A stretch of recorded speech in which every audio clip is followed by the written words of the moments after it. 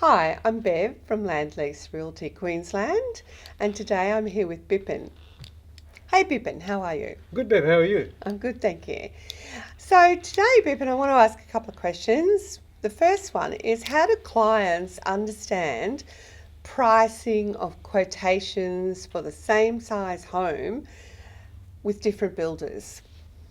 Okay, babe. There is a lot to talk about. The same Absolutely. size house can be way different in the pricing, mainly because it's based on the inclusions. So it all depends on what sort of inclusion you have in the house, determines the price of the house, not only the size of the house. Okay, so when people start talking about price per square metre, it's obviously that leads to a huge difference when ceiling heights and, as you said, inclusions and fixtures and fittings. Yes. Not only that, if you look at from the outside of the house, whether the builder is doing all the landscaping, fencing, driveways or not.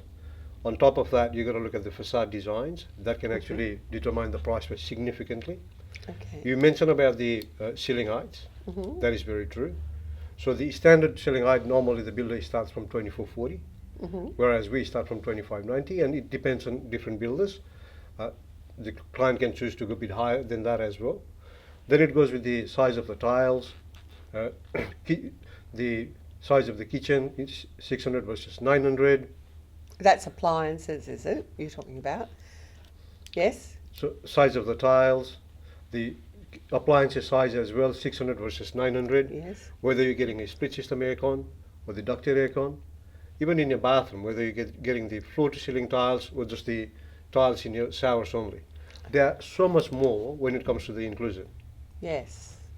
So clients get quite confused by this, don't they? So what's the best way to compare apples with apples? What the clients mainly need to look at is what are they getting with the price they're paying for, rather than comparing just per square meter. Yes, you can look at per square meter, as Babe just said. If you are doing apple to apple comparison, then you can actually compare with the per square meter pricing.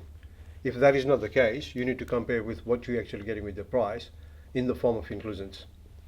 Okay. And tell me, when people talk about turnkey or full turnkey, that too can be quite misleading or difficult to understand for some clients. Very true, because see, it depends on how the builders are doing the advertisement of them. So when you talk about turnkey homes, it doesn't mean that it's a full turnkey homes. The main thing that you're going to miss out between the turnkey homes and the full turnkey homes. Now, some builders we have even seen that they call it turnkey homes and they don't even have a driveway, Mm, right? yes. So it depends on what they actually calling it as a turnkey homes. Whereas when we actually call the full turnkey homes, that actually includes everything that goes in the house, which includes your driveways, landscaping, fencing, letter blocks, clothesline, as well as blinds. Inside. So when the clients actually move in the house, the only thing that they need to move in with the furnitures and start watering their garden. So full turnkey packages obviously will be a little bit more expensive than a general builder's quotation. But it is great for investors in the respect that once it's completed, it can be instantly available for tenants to move in. True, it's great for investors as well as for the owner occupier too, because if you are planning to do the landscaping and fencing afterwards, it's up to you. But then, when in afterwards, you have to determine how far in the afterwards you're going to do, because once you move into your house, you want to be secured with the fence and everything like that. Perfect. Well, I think that sort of explains a few things. Thanks, Bippin. I look forward to chatting with you about some other topics Not a problem, of babe. interest. We'll talk again. Thank you. Pleasure.